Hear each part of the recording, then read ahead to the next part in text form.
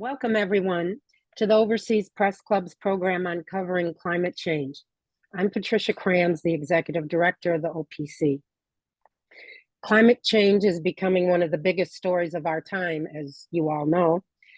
Climate reporters cover not only the initial disaster, but the effects on agriculture, health, immigration, many other things. Migration, I meant. Today, we will discuss how journalists can capture the quickening climate crisis with impact without overwhelming themselves or their audiences. I would like to thank two OPC governors for arranging this program, Marjorie Miller and Sandra Stevenson. Moderating today is Zachary Goldfarb, climate and environmental editor at the Washington Post. Joining him is his colleague at the Post, Juliet Eilperin, who is Deputy Climate and Environment Editor. We also welcome Kendra Pierre Louis, climate reporter with Bloomberg, and Peter Prengaman, news director of the Associated Press Climate and Environmental Team. And we also have Steve Sapienza, senior editor at the Pulitzer Center, who has worked on many stories about connected coastlines and fisheries. So now, Zach, I'll turn it over to you. Thank you. Great. Thanks so much. And it's nice to be here. I look forward to the conversation. We'll talk both about how these climate journalists are thinking about the climate moment we're in, both as observers of the story and then also as practitioners, and how they are making decisions about reporter deployments, subjects to focus on, and the evolving story. I'm going to start with a few questions for the whole panel. The first thing I wanted to ask about was this year. It's been an incredible year from a climate perspective, between impacts in the US, like wildfires in Maui, historic heat. It'll be the hottest year in recorded history. Antarctic ice extent is at amazing lows. And I wanted to know how the panel thinks about how this year is changing, if at all, what they see as a story of climate change right now. And maybe I'll start with Kendra, and then Peter, Steve, and Juliet. Thank you for having me. I don't actually think it's changing the story. I think in the years where there are more disasters and where there were catastrophes, it becomes a little bit easier to tell the story because people can see it. It's very visible. It's not so back of mind. But I think in terms of the story that we're telling and the story that we're communicating about the risks and the consequences of climate change, I don't think it fundamentally shifts that story. Yeah, I would agree some with that. I mean, the story is the same, but people are aware of it in a different way. And I think that gives us more of an opportunity to reach more people. And it also raises more questions like, okay, if this is happening, what are the solutions? What can be done? And so that, I think, pushes the story some towards solutions in ways that we haven't seen before. Solutions journalism has been around for a long time. Climate solutions have been around for a long time. But I think we see, at least in our readers, much more interest in stories that get at how some of this can be abated. Yeah, I agree with Kendra and Peter as well. I think for us, what we're seeing in this year and anytime where you're having more and more visible kind of effects and coverage, is we actually get more pitches to do stories that are interconnected with other topics, where climate is connected with other issues. And that seems to be, happening now with the proposals we're getting from various newsrooms and grantees to kind of, explore other avenues to discuss the issue of climate change beyond just the big headlines. Picking up on what Peter said, that there is this interest in both, solutions, whether it's what are we going to do about reducing the greenhouse gas emissions that are helping drive this record warmth, but also kind of adaptation in people's their everyday lives. Like, how are you going to set your thermostat when it's incredibly hot? Or what are you going to do to, when there's a wildfire, prepare for it? I think that people are actually looking for some of those smaller scale scale adaptations as well as really big ones. What are, if sea level rise is accelerating, does it make sense to build seawalls, things like that. So I think that that's also part of where things are going. I mean, it's very interesting. And we did the Washington Post and the University of Maryland did polling on this question just, this summer about to what extent people's attitudes have changed towards climate change. And we didn't see incredible shifts in terms of people's awareness, although there were things like people were aware of wildfire smoke in a way that they hadn't been before. And so that's one example. I think that was one of the most tangible manifestations of climate change that we've seen that certainly has affected North America, just as we've seen, record warmth and other impacts across the globe. Great. And I know we'll want to talk about solutions more in a little bit. Sticking with this here for a moment, one of the challenges I think we all face is when there are these extreme weather moments, is exactly explaining the role of climate in them. We know climate is a general driver of more extreme weather, but it's very hard in the moment always to assess, like with the Maui wildfires or the smoke in Canada, exactly what is the role of climate, how much of it is El Nino versus other factors. How do you work through communicating in real time to readers what the role of climate is in causing extreme weather? The floods in Libya, another example of this. How much is it the flawed infrastructure versus the rising precipitation? How do you work through the nuance of that so it doesn't become so complicated it loses meaning, but also is careful about what can be attributed and what can't? Anyone can feel free to start with that. I honestly think, Zachary, you lined it up like the way that we do in stories, right? I mean, we can only say what we know, and just need to be careful, particularly when an extreme weather event is happening. Within a week or two, as you all know, there are scientists who really have gotten to a point with attribution science where they can say somewhat definitively, actually, yeah, we do think that this was, spurred by climate change or, exacerbated. But in the moment, we just have to say what we know, and line it up just kind of in some ways that you did. We know that these events can happen. We know that, there's more precipitation. We know that there's more heat, and then just kind of let readers decide. I don't think we can go further than that. I think it's just critical that you're always in touch with scientists as this evidence is evolving in real time. One thing, and again, this is obviously since I've been covering this for quite a while, I remember that, more about a decade ago or longer than that, Carrie Emanuel from MIT was saying, look, I think that there's this connection between hurricanes and climate change, but it's a little too early to tell. Now that science is incredibly well established. And the new question has become, when we look at the rapid acceleration of hurricanes as they approach shore, like we just saw with Hurricane Otis, to what extent can we attribute that to climate change?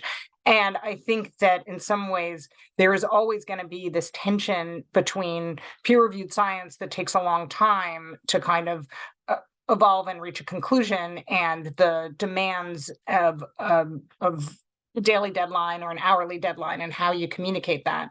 But by really identifying the researchers who you trust the most and keeping a keen eye, looking at peer-reviewed literature, that's one of the best ways that we can be on solid ground when we're communicating this to our readers and audience.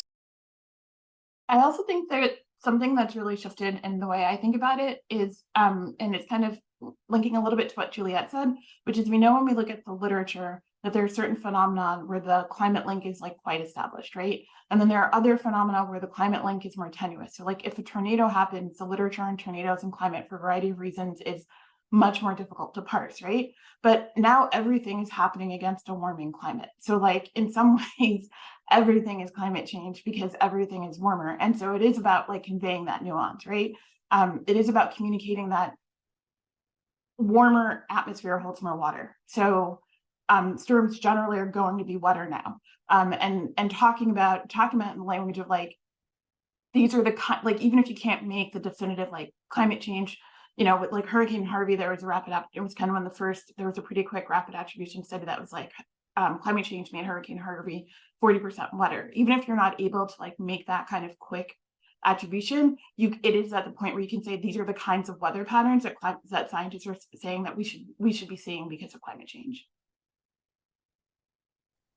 Yeah, those are all great points. I think we're not directly involved in kind of the editorial kind of decisions that our grantees make, but I can give you a good example, I think, of or a novel example of an approach to coverage that kind of, I think, borrows from some of the principles that just been laid out here. The Post and Courier in South Carolina, they made a conscious decision to create a long series called Rising Waters. And because they realized that there were these increasing significant weather effects and flooding and things like that, they basically created a series that was underpinned with good science on the reasons why climate is, behind the increased flooding or the increase in hurricanes and other things affecting Charleston. And then what they would do is they would wait for a big weather event, and then they would release these stories that have all that science and good information embedded. And when you have that audience really focused on that near-term disaster, but you're really helping them understand much more broadly the issue of climate change. And I thought that was a really unique approach and a great way to do it. Great. Another area where I wanted to ask for everyone's thoughts is sort of characterizing how you see the state of global response. Maybe, we're heading towards another COP in about a month. Maybe thinking about where we were 8 years ago in Paris and in Glasgow, and now where we are today. Obviously, there's been a tremendous amount of action. Some of the more pessimistic scenarios look less likely, but still some very severe scenarios are on the table. And so I love for each of you to kind of talk about, with as much nuance as you'd like, where we stand as a both globally and as in the U.S. context of doing policy changes and other kinds of adaptation and mitigation to deal with reducing carbon emissions. Juliet, do you want to kick this one off? Sure. I mean, I'd say that in many ways, like, of course, you see this, this shift, whether you look at kind of the investment in clean energy and the push, whether in the United States and in the Europe, where you obviously see an effort to kind of stand up emissions free power and other sorts of energy that's not going to consume as much, it's not going to emit as much greenhouse gas emissions. Then you also have a place like China, where you see, and I would say that India also, of course, is moving ahead. With China, you have this mixed record where they're really moving ahead on some of the, renewables production, and in terms of EVs, they're evolving as a major player.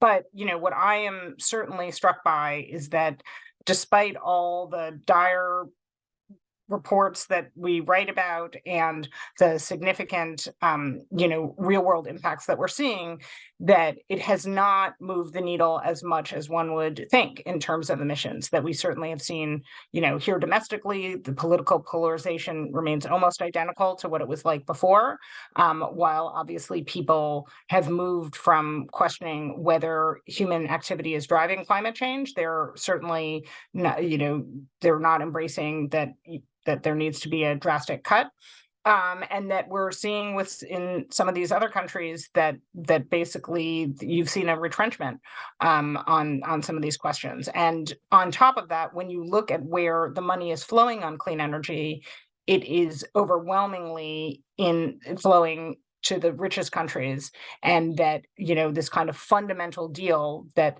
was brokered almost a decade and a half ago, where that essentially there would be a mandatory price on carbon that would ultimately lead to a significant investment in clean energy in the developing world, has simply not materialized, in addition to the fact that the money that the rich countries had pledged to help poor countries cope with climate change hasn't materialized.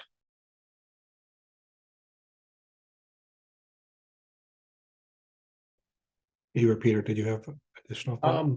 I can go.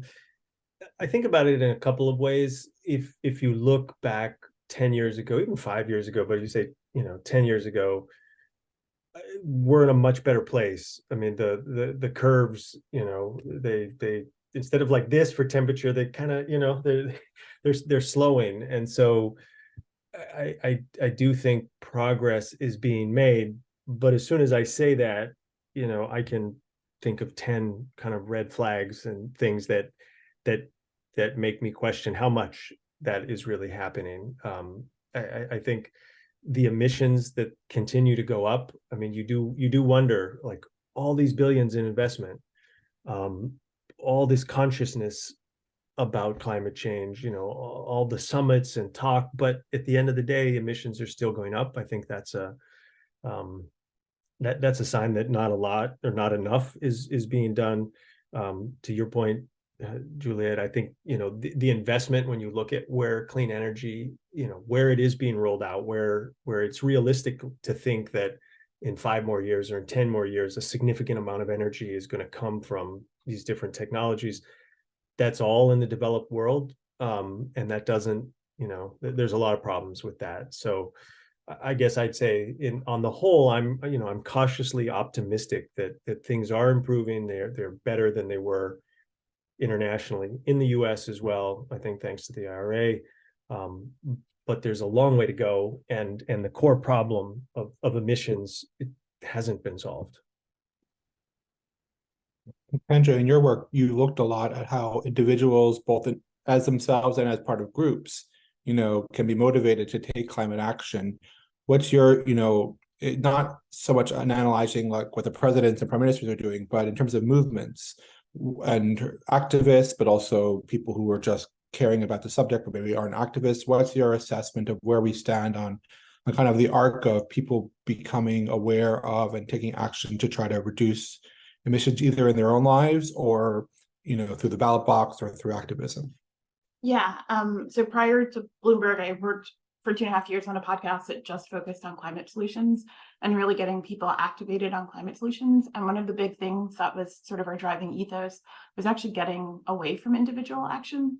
So we, I don't know, one of my last episodes was about, I guess there were 2 sort of buckets. One was around getting people to act, but to act in ways that were designed to move the needle on systems and to get them to work in concert with other people. And the other was to get them, and I think this kind of ties into like why emissions aren't declining rapidly enough, to get them to re-envision a different world. And so like one of the last episodes I did before our show ended was on bicycling. And the genesis of that episode was actually a conversation I'd had like 20 years ago, but never quite forgot, where at the time I didn't know how to drive, and a friend thought I didn't drive, or a coworker thought I didn't drive because I was like eco-friendly, and I like didn't drive because I grew up in New York City and I thought driving was terrifying. That was like literally it. Like it had nothing to do with, and so I didn't have to.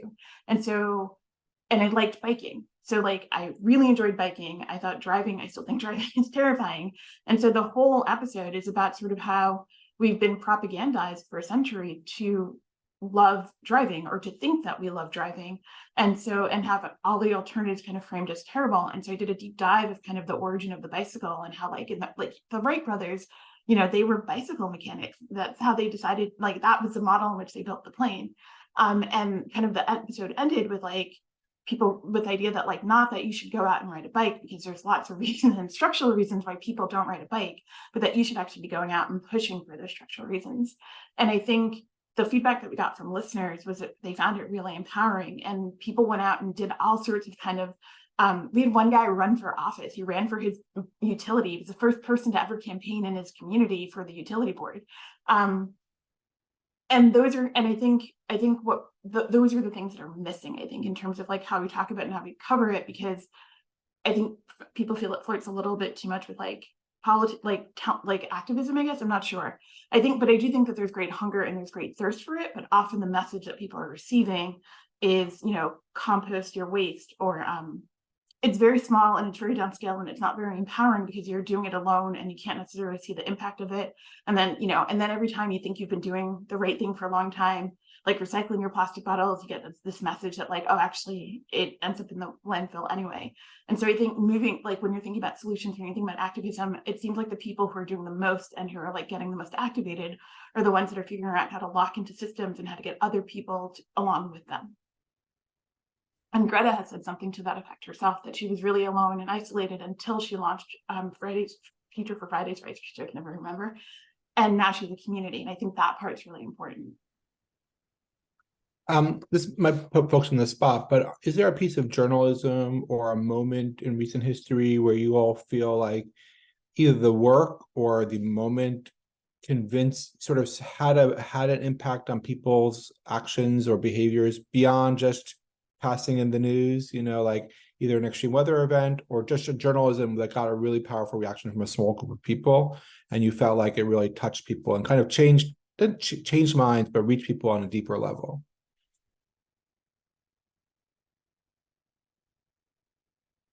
You can come back to that too, if nothing.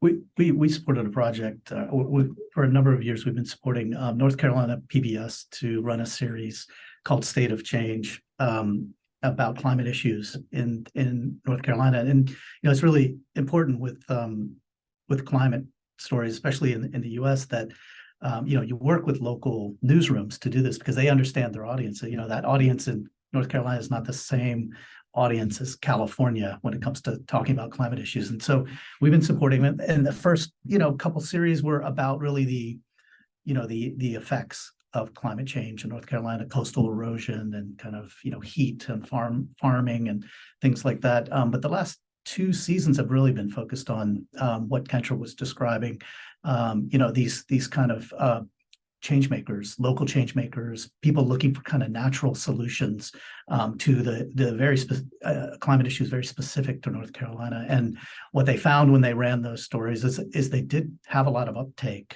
from the communities. In fact, people requested the short video related to kind of creating local, sustainable gardens, and they wanted to use that to help educate others on how to do that in their own neighborhoods or with their own communities. So a lot of those stories resonated and really were kind of calls to help people change, the way they live so that it could, limit or lower the effects or impacts of climate change.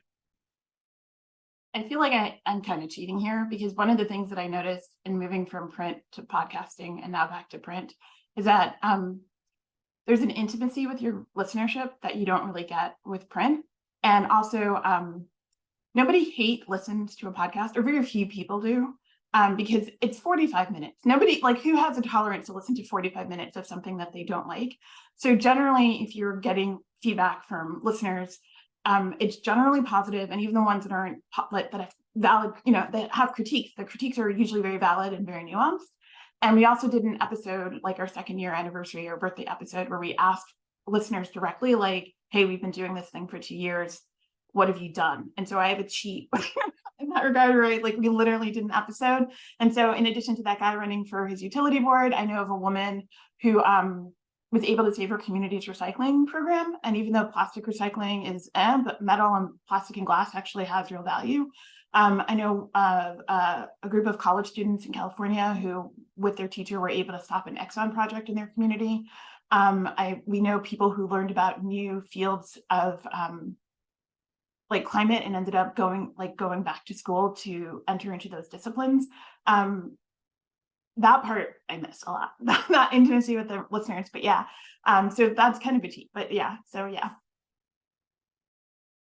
Great. I want to come back to, Peter, were you going to say something? Oh, I could mention a couple of things, just kind of thinking about impact. A couple of months ago, we did a couple of stories from India looking at the EV market, but in particularly the rickshaws, the tut-tuts. And part of what we did was we did 2 stories. One, just kind of looking at, in general, the country and where it was, and, more of a traditional story. And then a story that just focused on one rickshaw driver, a transgender woman who, through this green transition that's happening, was able to get a rickshaw, get work. And the story focuses on her and kind of how she has a job where she didn't before. And then also just how she's able to interact with people doing that job. And she feels like through it, people are becoming more accepting of transgender people. And in a conservative country like India, that's a big deal. So anyway, we published those stories a few months ago, and we've heard from the charity that they've gotten a lot of donations and are going to be able to buy at least a couple dozen more rickshaws to donate to other people. So, we see small things like that where you realize like the journalism can have an impact.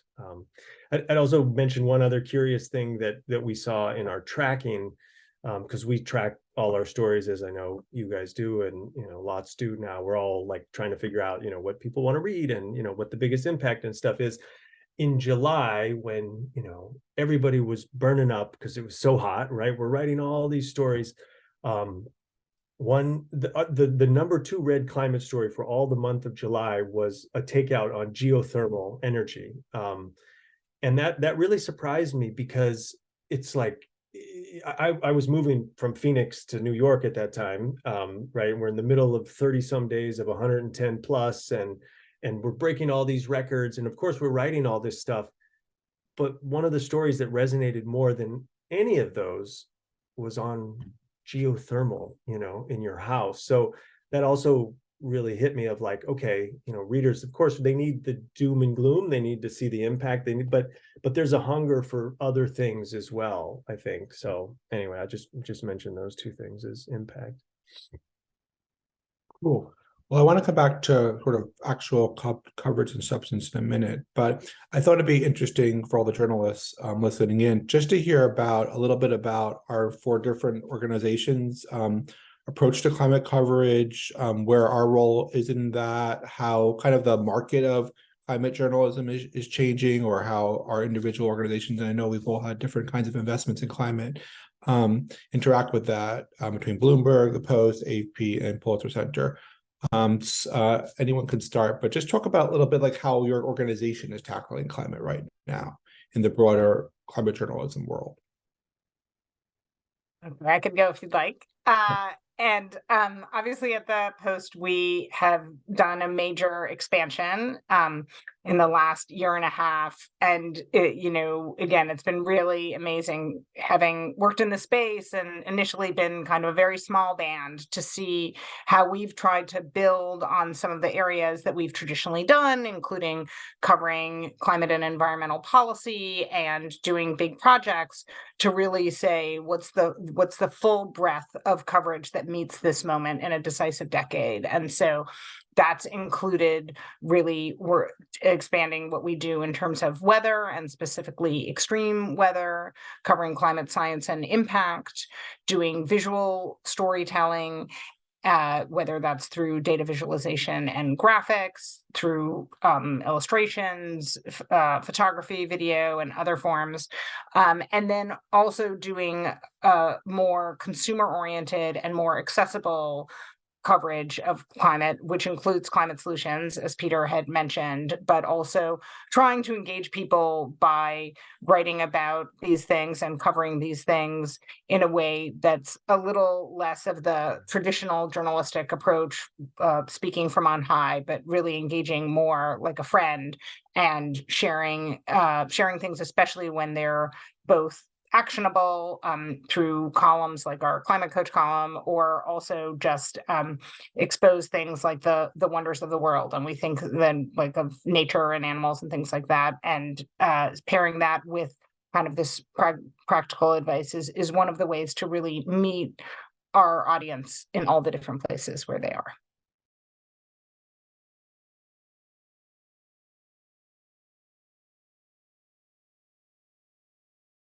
Okay, I'll go. Somebody else could go too, but I don't want to push it. We have also at AP had a really big expansion of our climate efforts. About 2 years ago, there were 4 people, I'll say, who covered climate change at the AP. Today, there are 26 full-time around the world. Before the breakout of our team, climate was covered under health and science. It was part of that department. And they did a good job. I mean, they covered what needed to be covered, but it was very much from that lens. Whereas now we're our own department, climate and environment, and we really try to cover climate to the extent that we can in a very holistic way, looking at, impact, looking at policy, doing slice of life things off the news, interesting people, always like people focused. And I would say, like, in general, we're a really central part of AP's report today, whereas we were not even, a year ago. And I think part of that is because the story is evolving and there's more extreme weather and people are noticing it. But it's also, I think, because of the conversations that we have within AP and some of the internal training that we do, and making people feel like climate should be part of everybody's beat. Yeah, I think similarly, we've been supporting journalists and newsrooms to cover climate really since nearly our inception, many years ago. But over the past few years, we've really stepped it up into a number of kind of larger kind of categories. So we've got, you think about sort of the front lines of climate change. We've got a rainforest journalism and rainforest investigative network that are really focused on working with investigative journalists around the world to highlight the damage being done to the rainforests and how journalism can help kind of show everyone the dangers involved here and how it who should be held accountable. But we've had kind of our Connected Coastlines U.S. initiative that's been supporting newsrooms all around the U.S. telling stories about coastal climate change and more broadly, and over the past 2 years, we've been looking at into climate and work issues, climate and workers, and that's an area that really affects so many people in the kind of developing world, but now here in the U.S. as well. And we're seeing that as a really important beat. What are companies doing to address issues, around worker safety and issue, but also how are companies transitioning and making, changing the future potentially for themselves and for workers to make it, more sustainable and adapting to the changes necessary to deal with the climate future. And then, I'd say we're doing a lot of work too with student journalists, helping them get involved, younger reporters, getting them involved in covering climate issues. That is super important to develop, a stable of young journalists who will be keeping, focused on this topic and reporting on it in their various countries and states here in the U.S. But for us, it's a lot of these issues are so interconnected. So and it's the newsrooms and journalists that bring it to us, and we're in all these bigger issues like health and science. Oh, I forgot to mention science misinformation too. That is a big part of this issue. So we've funded a number of projects looking into climate misinformation, how it's spread, why it's spreading, and it's, by the way, growing, which is alarming. Everyone here was able to speak with such authority about how their newsrooms cover climate, and I'm going to just own it. I've only been with Bloomberg for 6 months, and Bloomberg is huge and very confusing. And so I can tell you a little bit about how Bloomberg works, but I'm still figuring it out. And everyone who has been at Bloomberg a really long time says this is normal. So I feel okay with this, but I just want to throw that out there. And so I sit on Greener Living, which is sort of a subset of the broader Green Desk. And so in addition to kind of traditional climate reporting, we do stories that touch at sort of like lifestyle, like greener lifestyles. At the same time, so then we're sort of subsumed within this larger umbrella of green that does even more of the kind of traditional climate reporting. But Bloomberg's kind of bread and butter is, it's a newsroom that's housed within a large financial organization. And there are reporters who have very specific beats. Like you might have not just an aviation reporter, but a reporter who does Delta. That's all I do. And so like so often the expectation is that like, there's just like really large cross collaboration, both within different teams within Bloomberg and also within there are Bloomberg reporters all over the world. So often with reporters that are located in different countries. So I've worked in newsrooms before where sort of the expectation was that you as a climate reporter, if you wanted to do a story in India, they would fly you to India. Bloomberg doesn't really do that because we generally will have reporters in India. And so the expectation is there needs to be a reason to fly, like you have to fly to India as opposed to you collaborating with the reporter in India, which honestly I think is great. It's great both from a reporting perspective, I think, and also it's great from a climate footprint perspective. So we're not flying people around needlessly. But I'm still figuring out how to navigate all of that. It's very large. Makes sense. So in a little bit, we're going to switch to questions from the audience. So if folks want to start putting in, I think in the chat, their questions, I can start to read some of them out loud in about 10 or so minutes. And if that's not right, OPC will correct me. But one thing I wanted to ask everyone is about managing readers' expectations with climate coverage. So I think two of the challenges can be, one, how to surprise readers, because climate change is basically a linear process. Maybe there's some new paper today suggesting maybe it breaks the trend, but it's like a very slow moving and consistent process with moments when we see the extreme weather impacts, but it's not like it's not as volatile as a change as other subjects, like a war that breaks out. So how do we keep it surprising? And then also, how do we keep it from being just a constant downer? And so I love folks' thoughts on that. So I have thoughts. The change from the downer perspective, I have a rule generally, which is if nobody's dying in your story, then it's okay to use humor. Like you want to propel the reader through. I did a story, this is a very long time ago, and it was about, interestingly enough, like climate misinformation. It was a story about there was a belief at the time that sea level rise wasn't actually rising, because when you look at a graph of sea level rise, it doesn't do this. It does, there's like, and so people were weaponizing kind of a small decline to like kind of spread this misinformation that it wasn't happening. But I didn't open the story with like, people are spreading that. I opened the story with this bank robber who had put lemon juice on his face because he thought it made it invisible to cameras. And then robbed a bank. And then when the cops came, because they knew who he was, he said, but I wore the juice. And the idea was, I'm going to disarm you at the beginning. I'm going to make you laugh at this like clearly unhinged anecdote, because most sane people will realize that putting lemon juice on your face does not make you invisible to a camera. And then kind of get into the misinformation, right? So that like, I'm already at that point, you're laughing, you're disarmed. You're not, if you believe the misinformation, you're not on guard to be told that I'm essentially telling you that you're dumb, right? Like you're more receptive to the message. So there's that element, which is like, you can use humor, you can use really evocative details, you can use just like wordplay. There are all sorts of things that you can do that are kind of just traditional writing and journalism techniques to keep the reader engaged.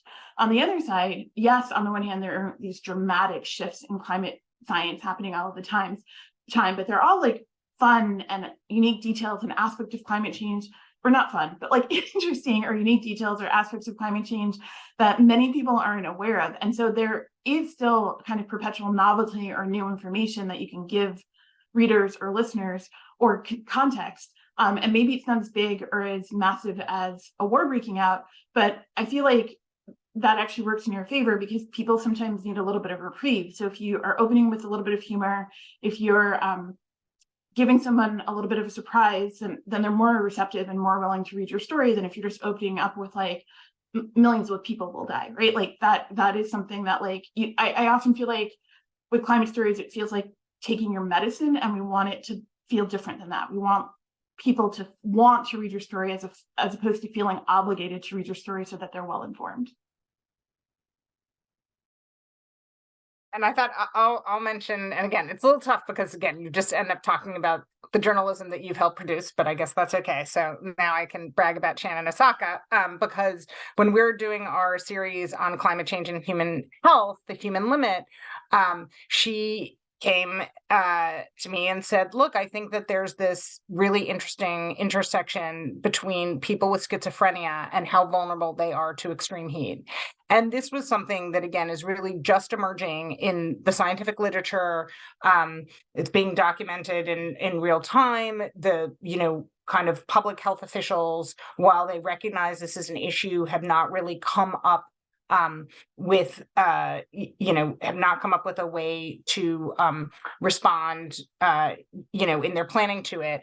And to me, like that, so I think, and I totally, all props to Kendra for using humor, which I think is really important. I think, there are ways that you can take things that are sort of dark, in this case, chronicling what happened to, a man in his 20s with who had schizophrenia and who was navigating, the extreme heat in July, and really just share something kind of so surprising that we hadn't focused on, as a country, that it really makes you look at this issue in a new way. And I think that's another way where we can engage people. And one of the things that I think was really amazing after it published was the people who reached out, both within our newsroom and outside, who have family members with schizophrenia, who talked about how it empowered them and made them both feel like they had been seen, and also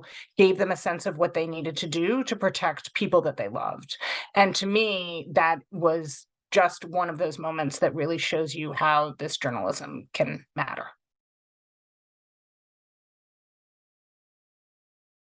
I share a lot of what Kendra and Juliet said. I think for me, answering those questions are a couple of things. Like, one, the stories really have to be about people. I say this sometimes. I think some of the mistakes of climate journalism, 10 years ago, we'll say, was that it's too focused on the science and not enough, on the people. Not just people having, impacts, but just people as characters, whether they're scientists, whether they're, people running startups. Everybody is a person, and as people, we're endlessly fascinated with others. So I think the more that we can stay on people is really helpful. And then also try to see stories as crossover stories, right? Of things that don't just involve climate change, but involve lots of other issues, I think help make stories resonate. I think of, like, this week, we published a few stories from Navajo Nation looking at the changes in raising of sheep, which is, a central part of Navajo culture. And climate is a piece of that, but it's only a piece of it. I mean, there are other things too, generational changes and the way that the land's being managed. But for those stories, we really focused on characters, and characters who would say, surprising things. And this one sheep herder we interviewed, and was the central part of, like, this whole second story.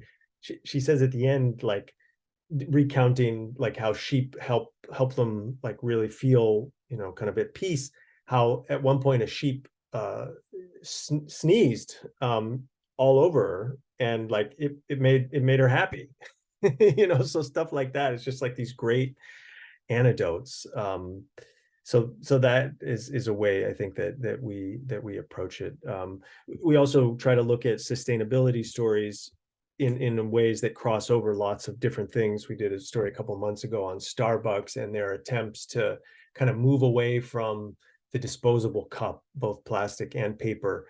And that's a story that it's a sustainability story, and by extension a climate story, but it's also a business story and a marketing story, because that icon is recognizable worldwide. And so if you move away from the disposable cup, then, what does that do to your marketing? So yeah, I guess those are the things I would say of trying to keep it so people want to actually read the stories. Yeah, I agree with those points as very much. I think we're always looking for something that's a surprising new angle, a new way to kind of bring an issue to light, and in areas of the world where you might not expect it. I think a lot of the coverage on kind of innovation and adaptation, comes from kind of these narratives that it's Western countries in the US and others who are kind of leading the way, on certain technologies and things. But, I'm thinking many years ago, we supported a story about a Bangladeshi man who was, using solar school boats to educate, young people who were in a flood-prone area due to climate change. And, there are these areas of the world that are overlooked, but there are everyday people there, as Peter was saying, with really good kind of human stories, people we can connect with, with readers and viewers around the world, and relatable people to bring home this issue. And I'm thinking also, more recently, we worked with Erin Baker from Time Magazine, and she reported on workers in Qatar during the World Cup, kind of connecting it to sports and looking at kind of what the Qataris were doing to protect those workers during that time that they were building up the stadiums and getting ready for the cup. And the story was good because it exposed kind of the realities of that jobs of what the Nepalis were going through, the health conditions. But it also kind of revealed that, interestingly enough, to Erin, was that the Qataris were actually ahead of most of the Western world in their protection of workers. And she then turned that around and looked at how the U.S. was, using its safety standards to protect workers, and found that, in fact, the Qataris, were ahead of where the U.S. is in many ways in protecting workers from heat exposure. So yeah, it's important to keep looking, for the stories and kind of places where you might not think they're there. Several of you mentioned, important work, climate journalism overseas, and I wonder if you could talk more about that and the fact that most of our audience is probably U.S. readers,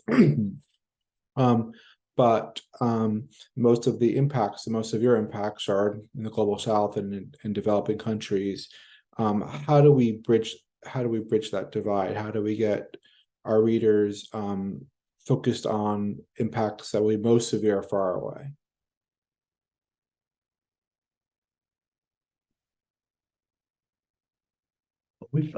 We've supported again the Post and Courier in South Carolina to do stories that are about changes in climate in other parts of the world and how they kind of relate back to their audience in South Carolina. So Tony Bartlemay, the reporter there, he used 2 different grants from us. He went to Greenland and kind of looked at scientists who were exploring the Greenland ice and the melting there, and why that melting of that ice was impacting South Carolina more than other parts of the East Coast. And it was a really great story with an Elvis impersonator and dedicated scientists kind of exploring the ice in Greenland and connecting back with audiences who were being directly impacted by the changes. And he also used our support to go to West Africa to look at why Sahara dust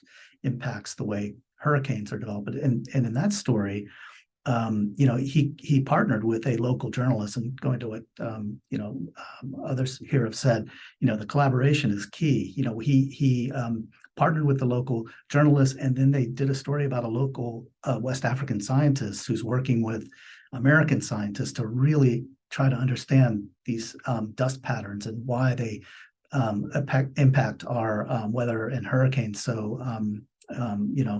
so strongly. And it just was a really nice story that kind of bridged cultural divides, bridged scientific divides, and kind of really help audiences understand our connection to other parts of the world. So that's just one example.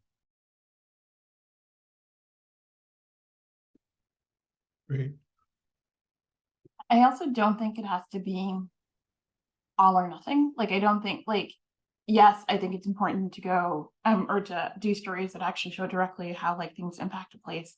But I went to Iceland and I did a story about how Iceland's fisheries were being impacted by climate change. But in that piece, I noted that in parts of sub-Saharan Africa, because the fish are moving poleward, that is causing migration.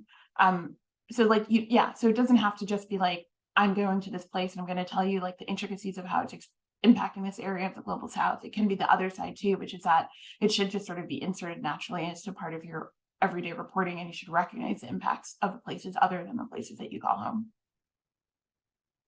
Yeah, I agree with Kendra there. I think you want to find a balance. I mean, you want to, in any story about anywhere, you want to try to make it relatable to as many people as possible, but not to the point where you feel like you're wedging stuff in. If you're doing a story about Bangladesh, it can be a story about Bangladesh, and those people and the issues there. And if it makes sense to try to relate some piece of what you have to you know, the US or somewhere else, then okay, but if not, just don't, you know, just don't force it.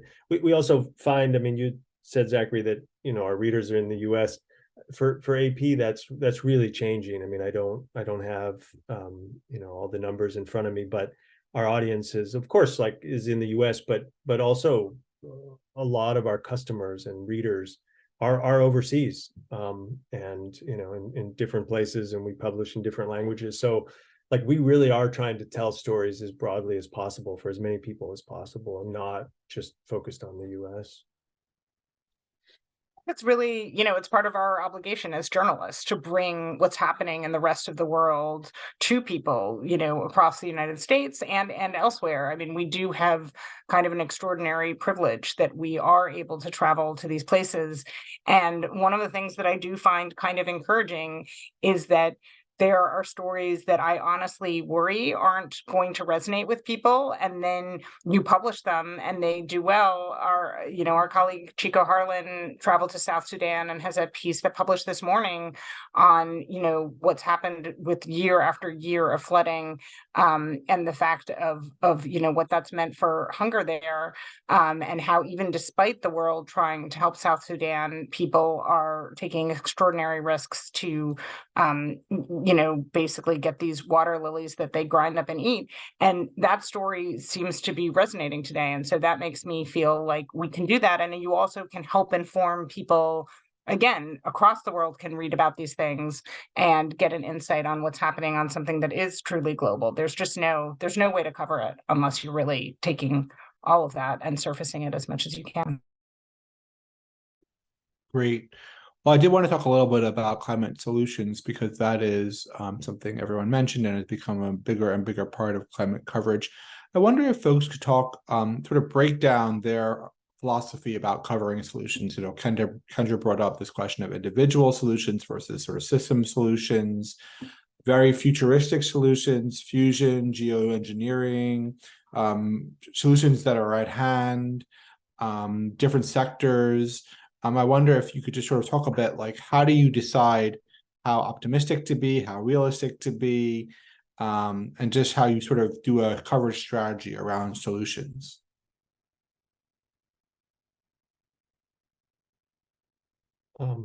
I can take this first.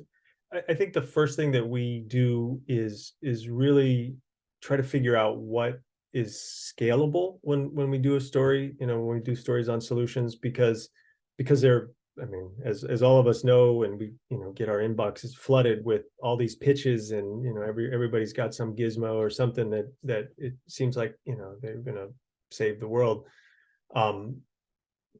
Some of those may work, some of them may not, but like, I think for us to do a story, we want to really make sure we're talking about solutions that can have an impact. You know, it doesn't have to be huge, but that can really have an impact.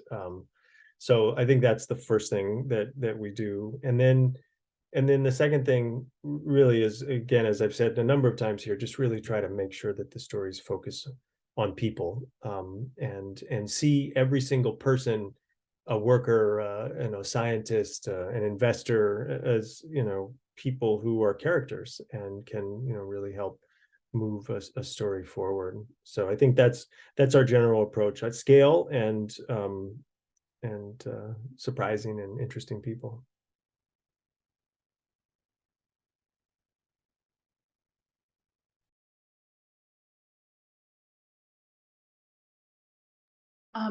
You know, I totally agree with that, and also think that one of the interesting things that I think is, you know, that speaks broadly to whether it's, you know, you're talking about climate or the environment, is it's a way to get into all these questions of how we live our lives and the decisions that we make. And that's really a lot of what happens when you look into climate solutions, as Kendra was mentioning. It's kind of looking at things that you've taken for granted, and is that the way we're going to operate going forward? And so I think it offers a way to really, you know, look at some sacred cows, and also just kind of really reflect on things that we do without thinking now, and kind of taking a second look. Yeah, the other thing that I think about a lot is how much people's behaviors are locked into systems. So it's kind of not to bring up the bike analogy again, but you can tell people to bike to work all that you want, but if they live in a place that doesn't have safe bike lanes where they're literally risking their life every day to ride a bike, then they're not going to.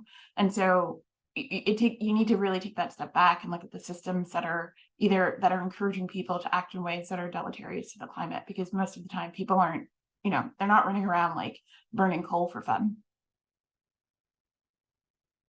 Right. I might come back to climate solutions, but I wanted to get one question in from the audience.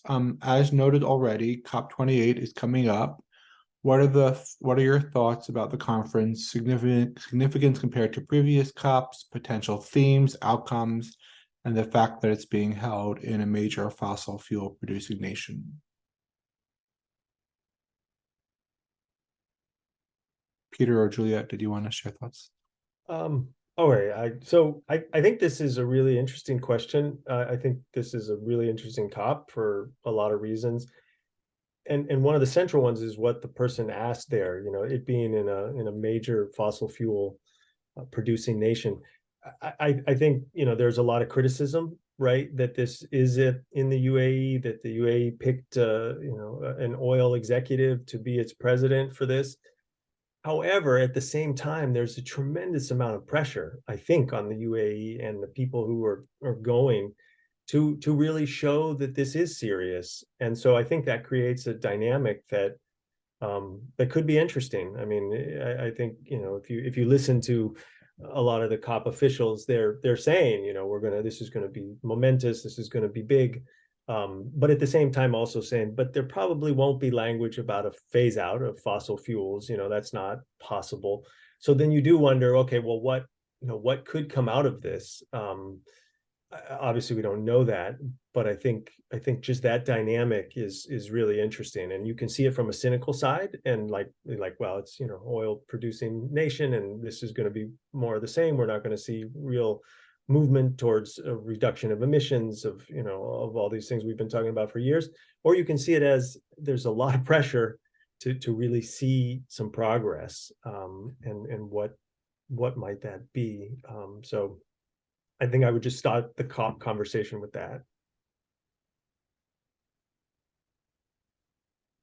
I think things,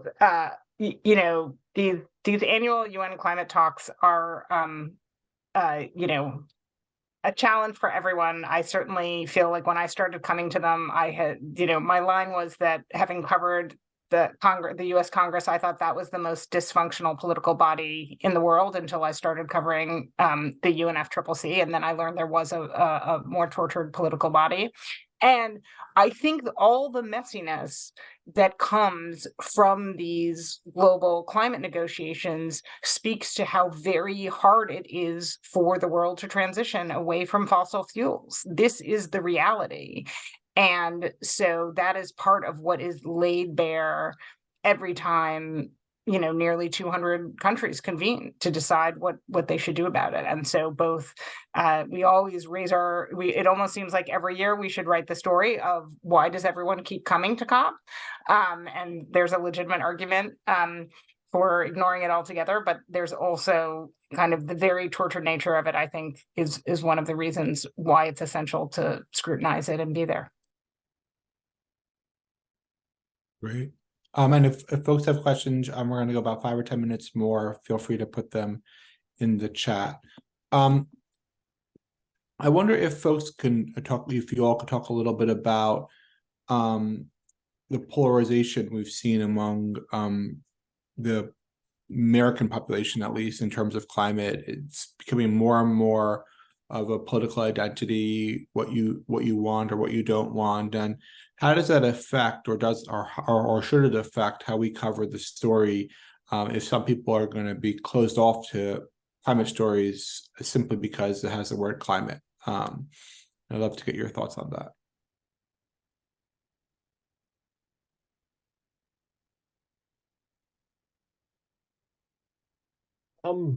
Okay, I'll go. I'll jump in here. I think I've seen something really interesting happen the last few years. There definitely is the polarization, but but I think there are more conversations happening. I really believe that. I think it's really not in vogue anymore in the US to be an official climate denier. I mean, just like, whether that's at the political level or your neighbor, because a lot of these impacts are really being felt. That doesn't mean that there's a full on, embrace, a big hug of climate science and of, making changes in our daily lives or pushing leaders to do that. So actually what I've seen is, whereas a couple of years ago, there was a lot of criticism still of climate science and we'll say denialism. Today, I see more of the criticism being focused on green energies and, arguing that whether it's the whales are being killed by, offshore wind, or just increasingly strong pushbacks against solar farms, stuff like that. Like, there's a lot of criticism of green energy projects. And so I think there's been a kind of a shift in that, from denialism to now focus on things that have been identified as solutions. And a lot of times there's real debate, right? I'm not trying to say that every green energy project is perfect or that by any stretch, all these things need to be debated.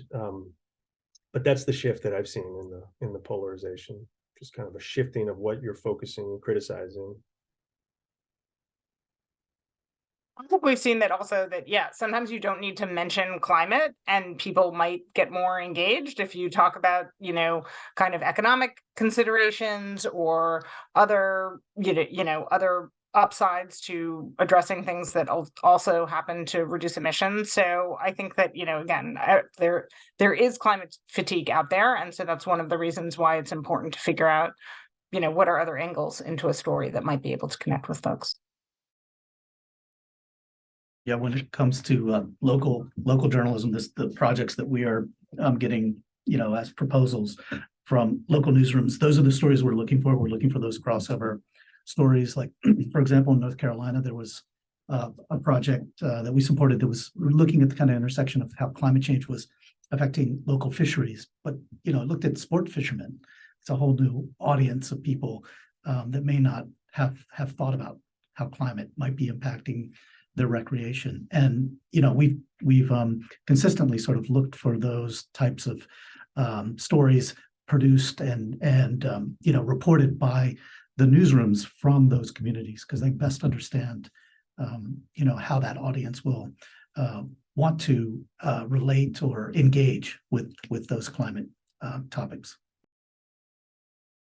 I also just feel like we know from like the Yale Center on Climate Communication that there just aren't that many deniers. And so focusing my intention, like, they're probably overrepresented in our government, but still, like, broadly, there aren't that many. So I just am at a point now where I don't spend a lot of energy thinking about them, because they're not, like, the issue and why we haven't acted on climate change is not because people don't accept the science. Like, there are bigger structural reasons why, and spending time focusing on deniers or denialists or whatever you want to call them, instead of the structural underpinnings of, like, why haven't we acted on climate, or what are the things that we need to do to act on climate. It just feels like a waste of my time. Got it. I think final question is a bit of a softball, but I'd love if each of you could talk about one story or project, you've already mentioned some, that you've worked on in the past year or two that you really think sort of captures the essence of this conversation, which is about thinking about climate change of the moment and how to cover climate differently now than maybe in the past, or just you think would be illustrative for the audience about how you approach either leading or producing climate journalism.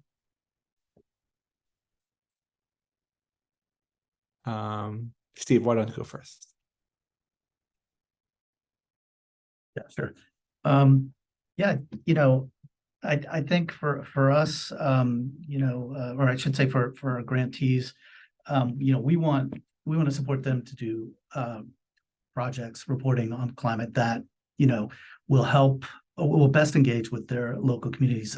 Not just the reporting, but can we also help enable conversations beyond the reporting within that community? So back to the example of the North Carolina State of Change project. I mean, we really liked that project because these are great broadcast stories about North Carolinians kind of adapting and finding their own solutions to dealing with climate change in their own backyard. The grantees at North Carolina Public Television also created a 1-hour documentary out of the series, and they took that to they take it to an annual science festival where they're engaging with students and teachers on this topic too. So they're using that information and that reporting to help enable more conversations and more broader conversations about it throughout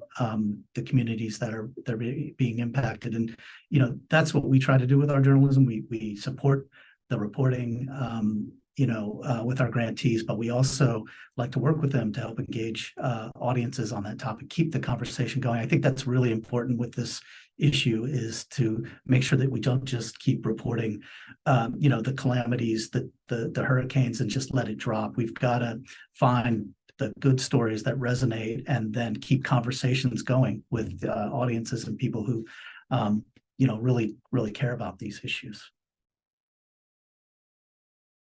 And if I could mention our Unearthing the Future series that I really think speaks to one of the ways that we're trying to cover climate. It's a paleo climate series, which is a true collaboration between a number of different reporters affiliated with our team, including Sarah Kaplan, who tends to write on these topics, Simone DeCroquet, a graphics reporter on our team, Bonnie Jo Mount, a photographer, and then Emily Wright and Frank Hurley Jones, both designers. Really together, they have been capturing how you can look in the deep past and see how the climate has changed, whether it's thousands or millions of years ago, and what that tells us about where we are now and where we're headed. And the idea is, I just think we think differently about how we do journalism. Certainly when I started covering these things, you would think about the reporting out the text, and you would maybe think about what kind of photos you wanted to go with it. And we're really trying to create these immersive experiences which transport people both to far-flung places, which they might not go to, including a remote research spot in Greenland, or to a lake that scientists have known about, and where Indigenous First Nation people have lived in Canada for years, but most people aren't visiting it, and use that to really understand how the planet has changed in the past and how it will as a result of our actions.